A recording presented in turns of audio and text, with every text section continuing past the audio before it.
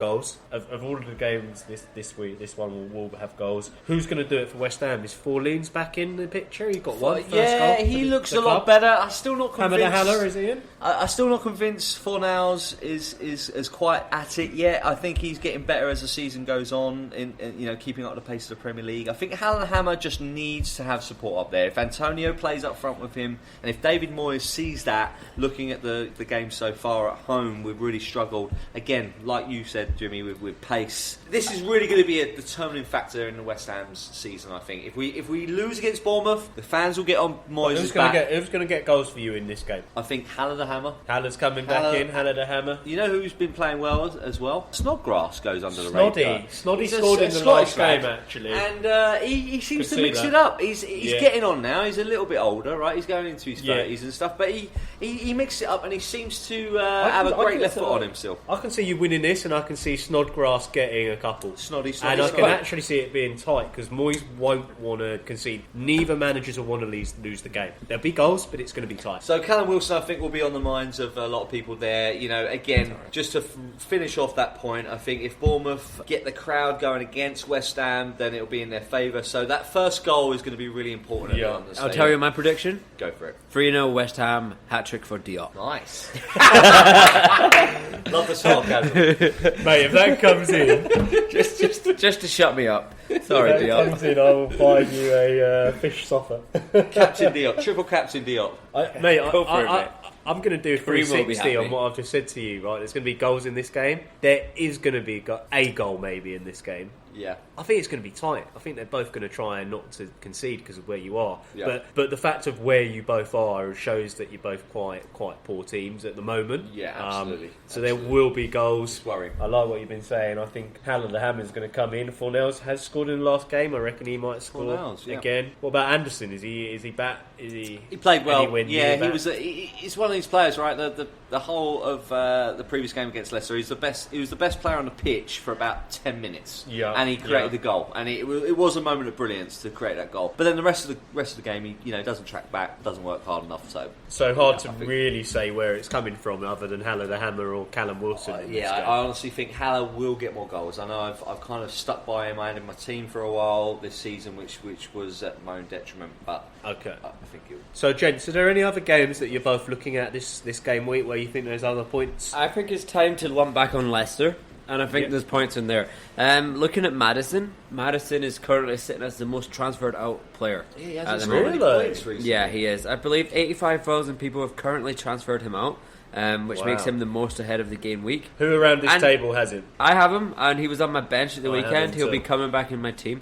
And the reason he was transferred out, because he only played 26 minutes on Saturday. Saturday at the London Stadium. And you know what? This is what we're just talking about. That's the perfect opportunity to spot the rotation there. He was benched in a game that they were kind of, and then they're going to come back on and play full force. So I would expect him to start on Wednesday. I would have him in my team. I would not be transferring him out. They're playing Newcastle. Newcastle have been weak as well, so I don't really see why that's happening there. So I would lump on Leicester. I think Maddison will be in there, and I think he'll be feeding Bardi. Bardi will want to do it for the little one. If Bardi comes back, he is back. He's contender, he's right? slated to be back. Yeah, Rebecca's doing back. well. I hope he's not She's doing back the at home. Prestige, She only spent the one night there. Yeah. Is she friends with Colleen Rooney yet? No, they're still not talking. I don't think. I don't know. I hear they're exchanging milk.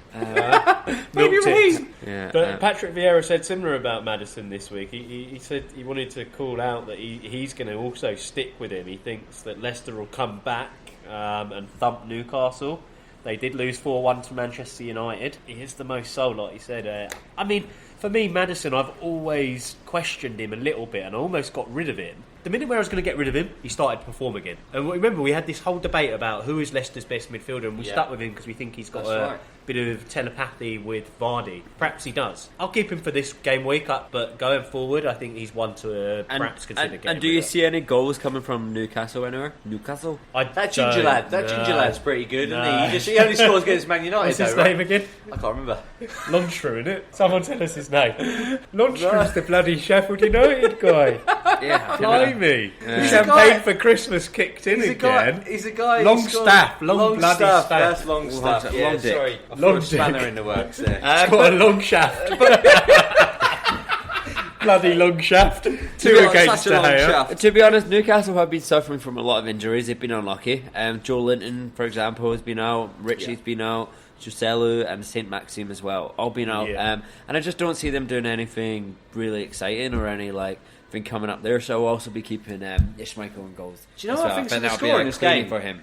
Andy Carroll. I think Andy Carroll's going to think score in he's this game. back? Do you know he got one disallowed the other day, and I think he's been playing well, Andy Carroll. He got an Newcastle. assist against Everton. He's kind of going to sneak under the radar there a little bit. But can I just tell you that Newcastle, right, they've only scored 20 goals in the league, second least in the whole league. 20 in 20 games, so that's one a game, so maybe they'll score. 2 of which were against City when Carroll was dropped and they drew 2-0. 3 of which were against West Ham when they won 3-2. I don't see not going well for you over there, Pellegrini, mate. I shouldn't have brought it up. And Carroll played 0 minutes against City and 1 minute against West Ham, so I'm not...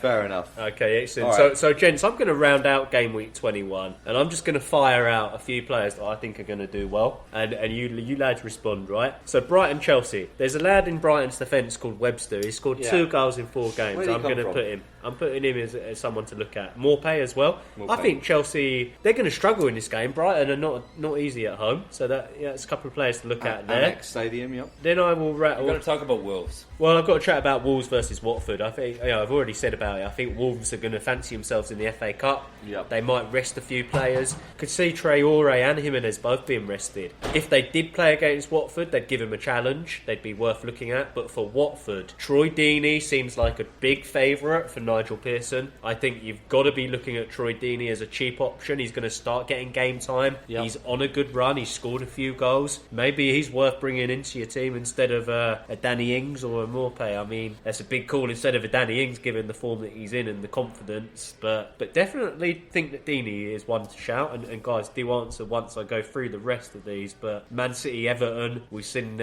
Calvert-Lewin with a double, 3 goals in 2 games for him. Norwich, we've got Todd Cantwell. What a perm! Oh, what Did anyone perm? see him come on it? What perm? He came on against Spurs, played for 10 minutes. He had a new headband. Yeah. Christmas gift. It was Brand new. sparkling. Santa brought it. Good old Santa. Good old Santa.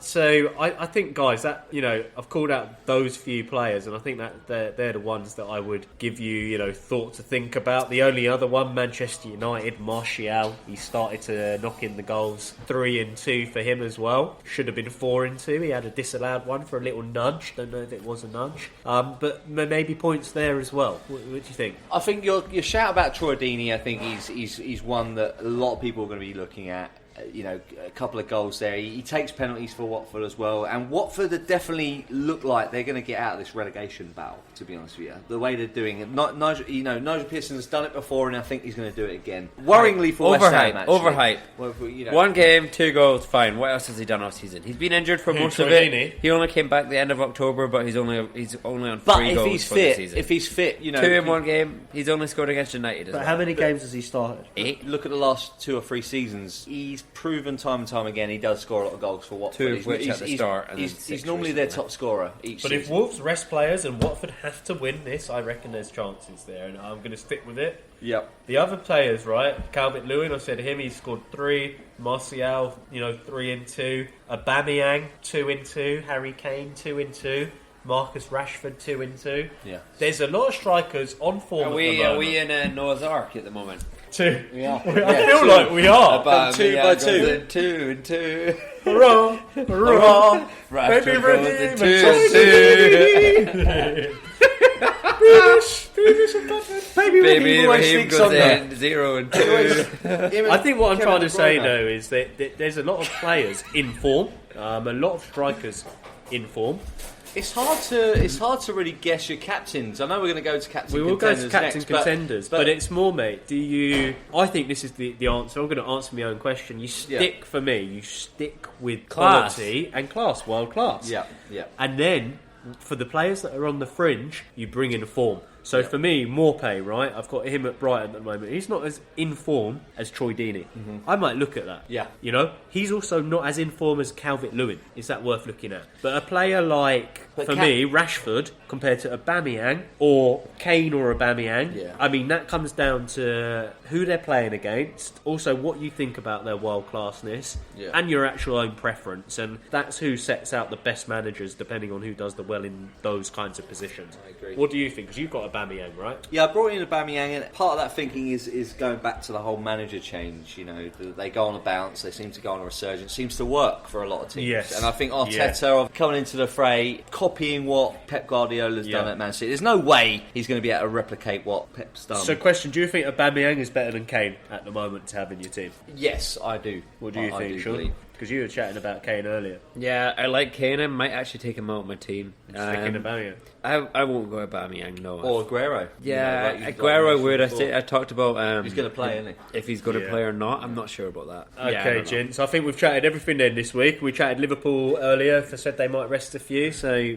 what's your captain choice then? Captain contenders. That's what we're on to. Well, I mean, you lads want me to go first this week? Yeah, go for it, mate. Go on, mate. I'm going to give you just one, guys, because I feel like two is too sort of, hedging your bets, and I think we should just go one. I got it right both of the last 2 game weeks, except for the one before. I got De Bruyne right, but I got Rashford wrong. I got it at the wrong time. But this time, it's similar to what I said last week, and it's my whole theme of this week. You can't change world-class players, and the guy that is in form is Kevin De Bruyne. He was fantastic again against Sheffield United. It showed them a lesson how to play. Playing Everton. Yes, Carlo Ancelotti's back in, but you don't become a good team over 2 nights. Man City are reeling from the fact that they're out, potentially, in Pep's words, of the Premier League title. They are going to be giving it their all. They're going to do Everton, and Kevin De Bruyne is going to shine. For me, Ricky Pellegrini, tell me, what are you thinking? So I'm going to go for who I think a lot of people will be thinking of is Jamie Vardy. You stole it from me. You think a lot of people will be thinking that? I think a lot of people will ditch him. I think a lot of people will go for Jamie Vardy. He's been the most captain for the last 8 weeks. He's been rested, yeah. He's going to be fresh off the bat. So you like Vardy more over De Bruyne? Yes, personally, just because I think Everton are on a bit of a resurgence here, and I think there'll be tough opposition. No, it's a good call. I don't think they're going to be rollovers, even at the Etihad Stadium. So that is exactly the reason why I would opt for Vardy. He's going to be fresh legs, and Newcastle have just let in 4. And he's just had a baby. He's Rebecca's going to be watching from the sidelines with the baby. He's going to want to show his newborn what he's made of. How big his balls are. Exactly. Sean the John McGinn fanboy. What's your captain kit, mate? So for me, I'm going to go with a bit of a surprise, a bit controversial here. Someone who hasn't really done it the last couple of weeks, but their team has been informed. Liverpool. We sung the plaudits of Trent Alexander-Arnold earlier, how great he's been. Mane and Salah as well, all picking up points. But I actually think that this week, I don't know if Mane will play, first of all. But apart from that, I don't see them conceding, and I see them getting in some attacks against Sheffield United. And for that reason, I'm going to just go for Robertson. Put it all there. Robertson? Yeah. We tend to shy away from having defenders as captain on this show. We talked about it before. Researchers actually showed that, picking defenders as captains is a better move. And actually, especially with your triple captain, if you were to use that, a defender on a double game week is likely to get more points than an attacker. So, you rely on that clean sheet, and you can... I don't like doing it because you can get absolutely stumped by that last-minute consolation goal. Yeah. And there's nothing more gutting than that, is there? But let's put Robertson don't forget, I got knocked out the cup by some guy putting Van Dijk as captain. Oh, yeah? Yeah, so not a bad shout at all. I think Liverpool is a good call. Your point about Salah, Mane getting rested, I think... I don't know, mate. One of them's going to play, and they're going to... Yeah, but which one? Yeah, I think Mane might get rested. And but your point there is that what it comes down to is making sure that you've got a tight vice captain this week. Yeah. So if you ain't gone for Mane or Salah, then make sure... I'd put you as my vice captain then. You're always my vice. You'd be doing good, mate. I'm a bloody brilliant lino. I could get every decision right. So yeah, there we go. Guys, digress. It's over. What a week. We've done it. We're through game week 21. You'll be pleased to hear it. You've got the rest of your day back now. Guess what, mate? What's happening, mate? I'll see you next year. Next year? I'll see you next year. I'll see you before that. I'll see you well, before the bell strikes, mate. Jimmy's New Year's Eve party. Yeah, NYE. Jimmy party happening, there, guys. So, maybe the captaincy choice wasn't a wise one. If you want an invite and you want to find out where that's happening, you can find out by messaging us at leftinthechanging@gmail.com. Or on Twitter, what is it, Sean? Left back FPL. At leftbackfpl on Twitter. Left back FPL. Excellent, guys. Thank you so much for Cheers, listening. dude. You've probably heard me with a bit of a muffled voice. I am a little bit ill after the Christmas party. Can't handle it. Poor But I hope Jimmy. you guys have had a brilliant 2018, I hope so. and I Thanks hope you for guys bearing do with me. even better in the fantasy 2019. Premier I hope League.